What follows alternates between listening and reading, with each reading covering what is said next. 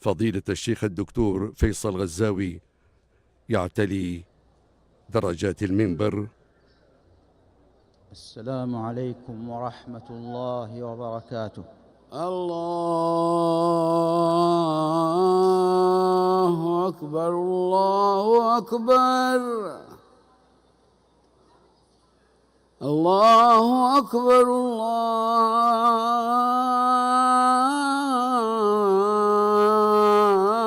الله أكبر.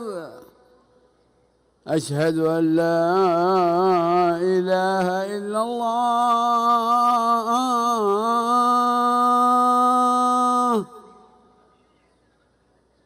أشهد أن لا إله إلا الله.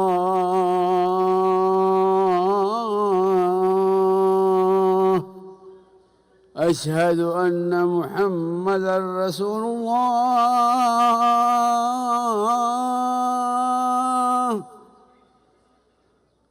أشهد أن محمدًا رسول الله.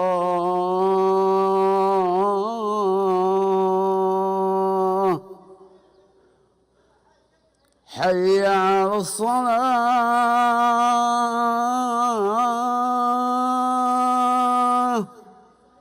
حي على الصلاة.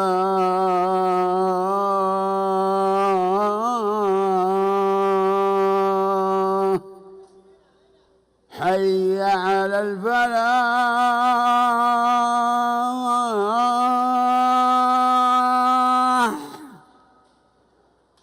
حي على الفلاح.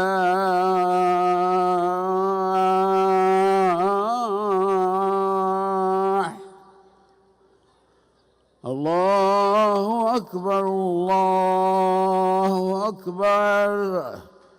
لا إله إلا الله.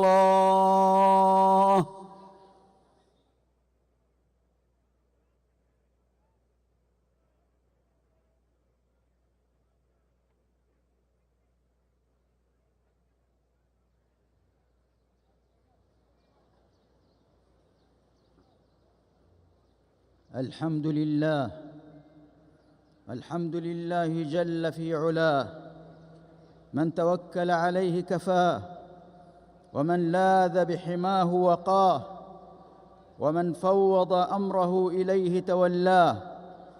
وأشهد أن لا إله إلا الله، لا معبود بحق إلا إياه.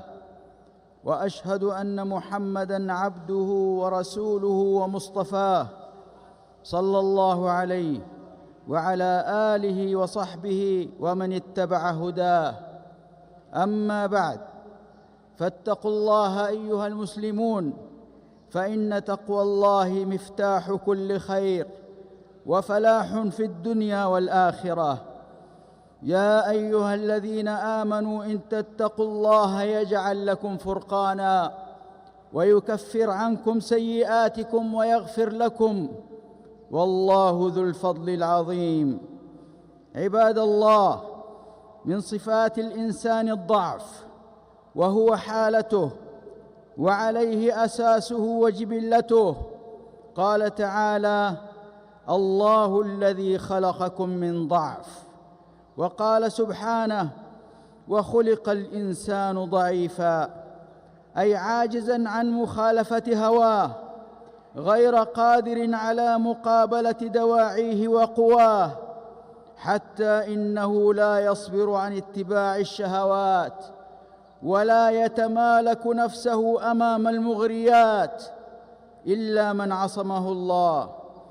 هذا وإن العبد مهما بلغت قدراته وتعددت مواهبه ومهاراته، فلا ينبغي له أن يركن إلى نفسه دون أن يستعين بربه، فإنه متى أعجب بنفسه وغفل عن ربه ذل وخذل وضل، إذ لا غنى له عن ربه طرفة عين، لا مرية في ذلك ولا مين، بل لا بد له من إظهار الضعف والفقر لربه والحاجة إليه، والافتقار بين يديه، فمنه سبحانه يستمد العون والسداد وتستلهم الهداية والرشاد، كما في الحديث القدسي: يا عبادي كلكم ضال إلا من هديته فاستهدوني أهدكم. وهذا هو شأنه عليه الصلاة والسلام في صلته بربه وإقباله عليه وإخباته إليه، فمما كان يقول في دعائه: أنا بك وإليك، أي بك أعتمد وإليك ألتجئ. ويوم الخندق كان صلى الله عليه وسلم ينقل مع الصحابة التراب ويرتجز بكلمات ابن رواحة يقول: والله لولا الله ما اهتدينا ولا تصدقنا ولا صلينا، فأنزلا سكينة علينا وثبت الأقدام إن لاقينا. ومما أرشد إليه صلى الله عليه وسلم ابنته فاطمة أن قال لها: ما يمنعك أن تسمعي ما أوصيك به، أن تقولي إذا أصبحت وأمسيت: يا حي يا قيوم برحمتك أستغيث، أصلح لي شأني كله ولا تكلني إلى نفسي طرفة عين. عباد الله، إن من حقق التوكل على الله لم يكله إلى سواه وتولاه بنفسه، كما تولى نبيه محمدًا مصطفاه. قال جل في علاه مذكرًا بمنته عليه وحفظه له ممن عاداه: ولولا أن ثبتناك لقد كدت تركن إليهم شيئا قليلا. وفي هذا دليل على شدة افتقارنا إلى تثبيت الله إيانا، فينبغي ألا نزال متضرعين لربنا ومولانا أن يثبتنا على الإيمان، ساعين في كل سبب موصل إلى ذلك في كل حين وآن، وأن نلجأ إلى ربنا دائما فهو حسبنا وهو المستعان وعليه التكلان. يا رب هيئ لنا من أمرنا رشدا، واجعل معونتك الحسنى لنا مددا، ولا تكلنا إلى تدبير أنفسنا، فالعبد يعجز عن إصلاح ما فسدا. عباد الله، إن الإعجاب بالنفس وتعاظمها أشر أنواع الكبر وأخبثه، ومن أشد ما يفتك بقلب العبد ويفسده. ومتى وكل العبد إلى نفسه غلبته وقهرته وأسرته وأهلكته، وتخلت عنه عناية الرحمن وأحاط به الخذلان، فهذا إبليس اللعين أعجب بحاله واغتر بنفسه وأصله، إذ قال: أنا خير منه خلقتني من نار وخلقته من طين، فطرده الله من رحمته وباء بسخطه ومقته. وذاك صاحب الجنتين الجاحد لفضل ربه لما أعجب بنفسه وقال ما قال لفرط غفلته وطول أمله، كان مآله أن هلك كل ماله، فأصبح في حسرته وندامته. ولما أعجب من أعجب في حنين بالكثرة وقيل لن نغلب اليوم من قلة، وكلوا إلى كثرتهم فخذلوا وانهزموا، ثم تداركهم الله بنصره حتى ظفروا. ألا وإن العجب بالنفس عباد الله والاغترار بالذات من أعظم ما يعيقنا عن السير إلى ربنا ويصرفنا عن جادة قصدنا.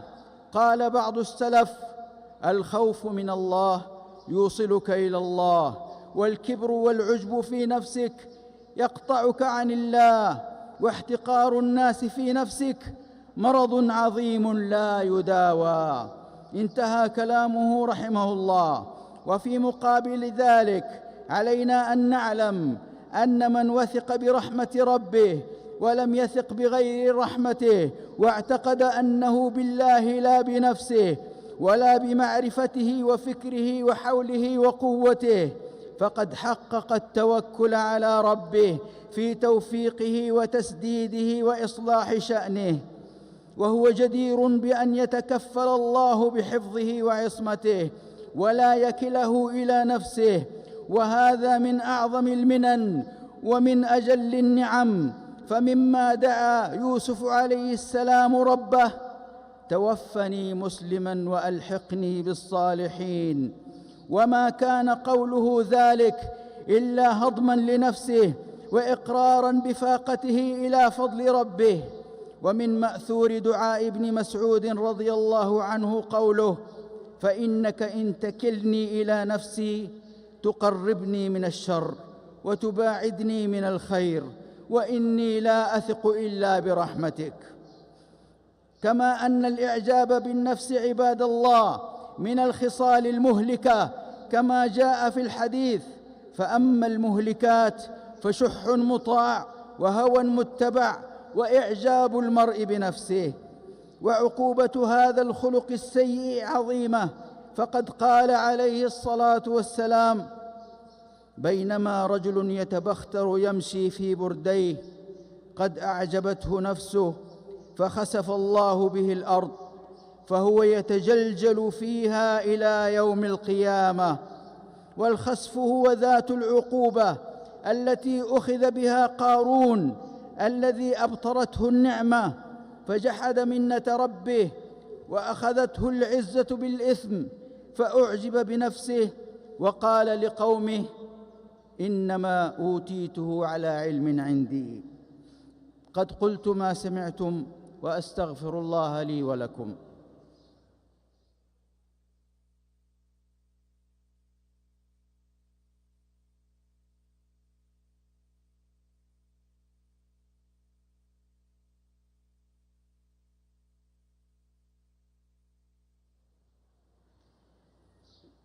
الحمد لله ربنا، لا منجا ولا ملجا منك إلا إليك، ولا توكل إلا عليك، والخير كله في يديك، تباركت وتعاليت. وأشهد أن لا إله إلا الله، لا معبود بحق إلا إياه، وأشهد أن محمدًا عبده ورسوله ومصطفاه صلى الله عليه وسلم وعلى آله وصحبه ومن والاه.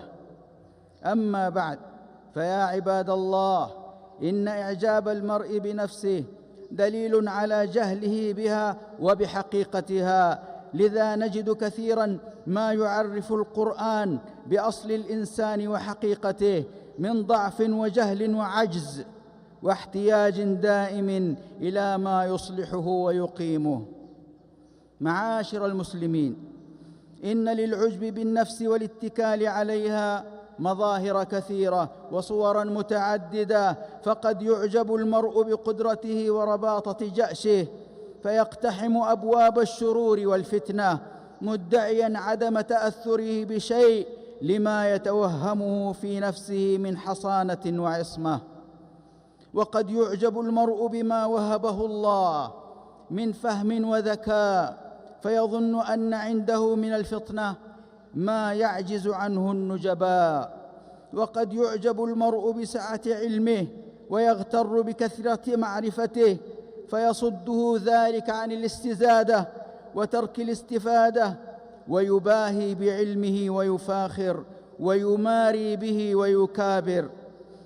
وقد يعجب المرء بما أوتي من مال وفير ويعتقد أنه بذاك جدير فيبدده كفعل السفيه ويمنع حق الله فيه. وقد يعجب المرء بجهده وما نال به مراده وبذل من أجله السبب فيكبر في نفسه أنه بكدحه قد حقق الإنجاز وظفر بما طلب. وقد يثني على ذاته بما يورده الهلاك والعطب فتجده يقول: بكدي، بتعبي، بسعيي، بعرق جبيني، وهكذا، فينسب الفضل لنفسه ويجحد منة ربه. وقد يعجب المرء بقدره ويعتد بذاته فيجحد فضل الله وعطاءه ويرى أن ما ناله هو دون استحقاقه، بل يحسد صاحبه على النعمة ويتمنى وقوعه في النقمة ويقول: لم لا أعطى مثل فلان؟ وهل فلان أفضل مني؟ وقد يعجب المرء بشرفه ويفاخر بنسبه وأصله فيقعد عن اكتساب المعالي ولا ينهض لطلب العوالي، وينسى أن من بطأ به عمله لم يرفعه نسبه. وقد يعجب المرء بجمال منظره وهيئته ويغفل أن قيمة المرء تكمن في نقاء روحه وسمو خلقه. وهكذا فمن ركن إلى نفسه وسكن إليها فأعجب بها واعتمد عليها وغفل عن محاسبتها استبد برأيه وانفرد، وعن المشورة ابتعد، يستوحش ممن ينقده ويأنف ممن يستدرك عليه ويرشده، فأظلم قلبه وعميت بصيرته وأغلق دون الإصلاح كل باب، وأضحى في عتو وتيه بلا إياب. عباد الله، ولدفع داء العجب والاغترار فلا بد للعبد من أن يعلم أن النعمة التي بين يديه قد يسلبها مسديها المنعم المنان، وأن يشهد عظمة ربه ومنته وتوفيقه وإعانته، وينظر عيوب نفسه وما هي عليه من العصيان. فمشاهدة المنة توجب له المحبة والحمد والشكر لولي النعم والإحسان، ومطالعة عيب النفس والعمل يوجب له الذل والانكسار والافتقار والتوبة في كل الأحيان. ومن عرف ربه حق المعرفة وأبصر حقيقة حاله ومآله صغرت في عينه نفسه ولم ير فيها إلا محض العجز والفاقة والنقصان. ألا وصلوا وسلموا رحمكم الله على الرحمة المهداة والنعمة المسداة نبيكم محمد رسول الله، فقد أمركم بذلك ربكم في محكم تنزيله، فقال وهو الصادق في قيله قولا كريما: إن الله وملائكته يصلون على النبي يا أيها الذين آمنوا صلوا عليه وسلموا تسليما. اللهم صل وسلم وبارك على عبدك ورسولك محمد وعلى آله وصحبه أجمعين. اللهم أعز الإسلام والمسلمين وأذل الكفر والكافرين، وانصر عبادك الموحدين، ودمر أعداءك أعداء الدين، واجعل هذا البلد آمنا مطمئنا وسائر بلاد المسلمين. اللهم انصر من نصر الدين واخذل من خذل المؤمنين. اللهم انصر المستضعفين والمجاهدين في سبيلك والمرابطين على الثغور وحماة الحدود. اللهم آمنا في الأوطان والدور، وأصلح الأئمة وولاة الأمور، واجعل ولايتنا في من خافك واتقاك واتبع رضاك يا رب العالمين. اللهم وفق ولي أمرنا خادم الحرمين الشريفين لما تحبه وترضاه من الأقوال والأفعال يا حي يا قيوم. اللهم وفقه ولي عهده لهداك وتقواك. اللهم إنا نسألك النصر والعزة والتمكين لأوليائك المؤمنين. اللهم كن لإخواننا في فلسطين وفي كل مكان يا رب العالمين. اللهم فرج همهم ونفس كربهم وعافهم واحفظهم والطف بهم واحقن دماءهم وأصلح ذات بينهم وتول أمرهم وسد جوعتهم وآمن روعتهم وانتقم ممن ظلمهم وبغى عليهم واجعل دائرة السوء تدور عليهم. اللهم إنا نبرأ من الثقة إلا بك، ومن الأمل إلا فيك، ومن التسليم إلا لك، ومن التفويض إلا إليك.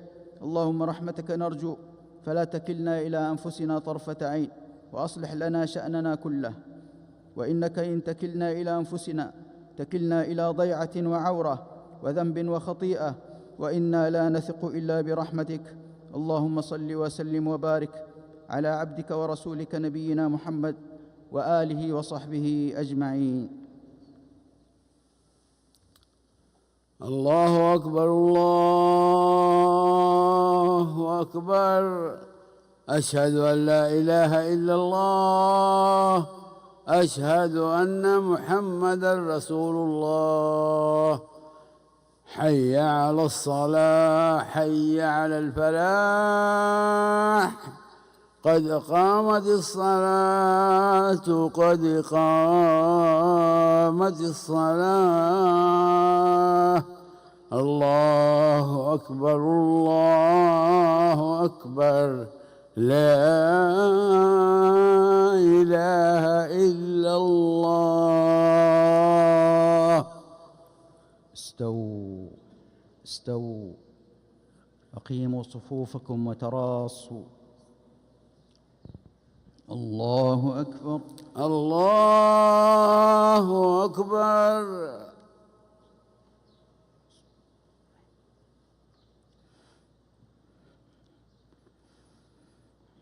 الحمد لله رب العالمين، الرحمن الرحيم، مالك يوم الدين.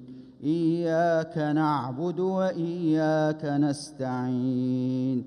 اهدنا الصراط المستقيم، صراط الذين أنعمت عليهم غير المغضوب عليهم ولا الضالين.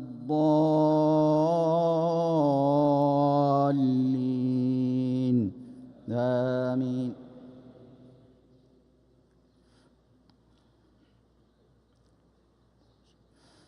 سبح اسم ربك الأعلى، الذي خلق فسوى، والذي قدر فهدى، والذي أخرج المرعى فجعله غثاء أحوى.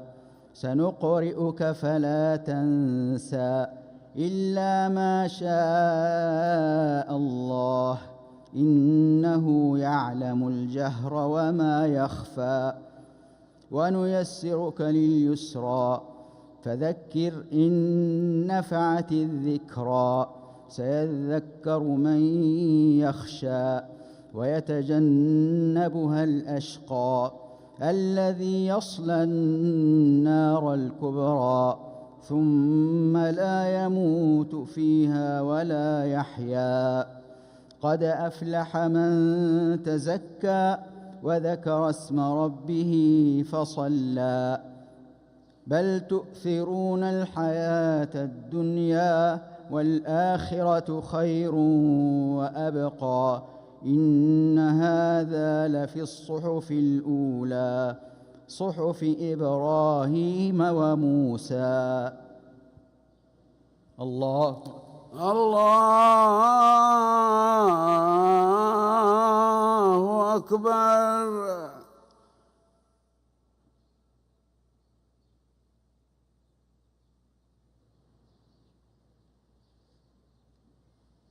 سمع الله لمن حمده. ربنا ولك الحمد. الله الله أكبر.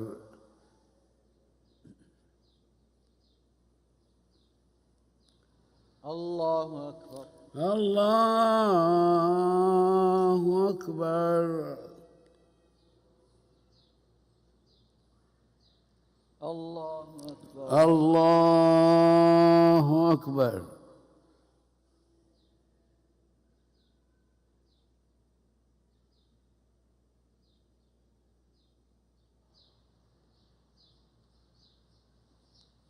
الله أكبر. الله أكبر. الحمد لله رب العالمين، الرحمن الرحيم، مالك يوم الدين. إياك نعبد وإياك نستعين. اهدنا الصراط المستقيم، صراط الذين أنعمت عليهم غير المغضوب عليهم ولا الضالين.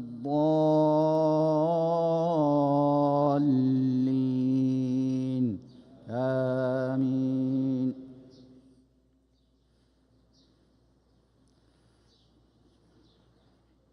هل أتاك حديث الغاشية وجوه يومئذ خاشعة عاملة ناصبة تصلى نارا حامية تسقى من عين آنية ليس لهم طعام إلا من ضريع لا يسمن ولا يغني من جوع وجوه يومئذ ناعمة لسعيها راضية في جنة عالية لا تسمع فيها لاغية فيها عين جارية فيها سرر مرفوعة وأكواب موضوعة ونمارق مصفوفة وزرابي مبثوثة أفلا ينظرون إلى الإبل كيف خلقت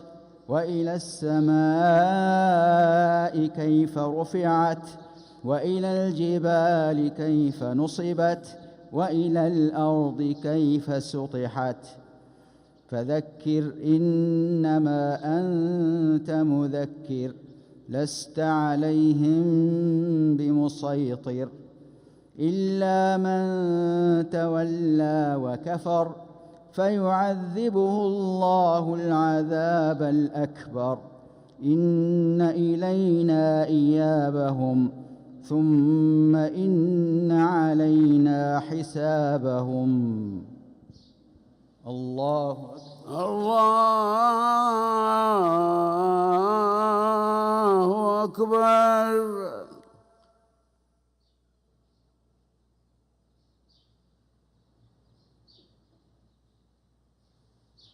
سمع الله لمن حمده. ربنا ولك الحمد. الله أكبر.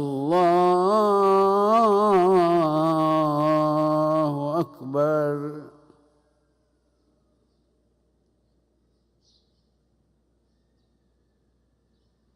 الله أكبر.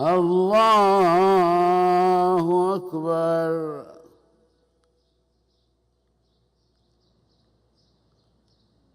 الله أكبر. الله أكبر.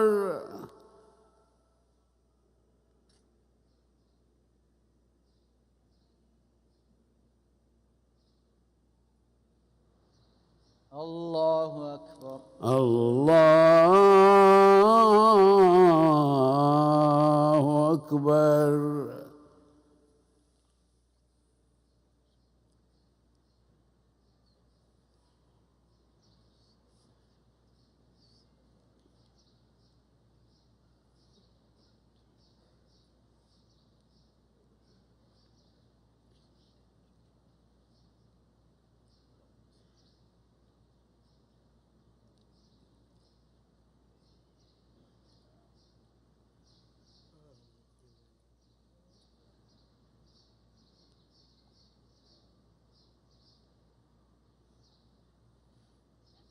السلام عليكم ورحمة الله.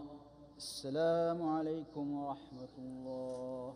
السلام عليكم ورحمة الله. السلام عليكم ورحمة الله. اللهم أنت السلام ومنك السلام تباركت وتعاليت يا ذا الجلال والإكرام.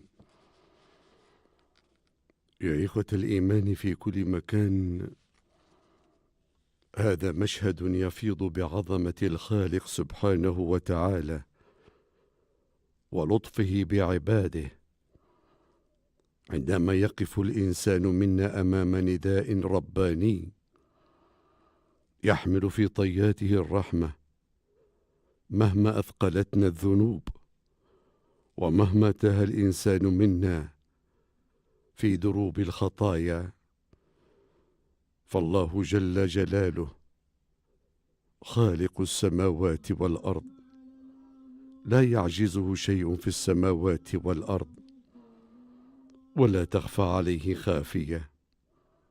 ينادي عباده نداء محبة، نداء رحمة، لا نداء غضب وعقاب، ليجمع هذه القلوب ويرد النفوس الحائرة، ويشعر كل ذلك كل مخطئ أن له ربا عظيما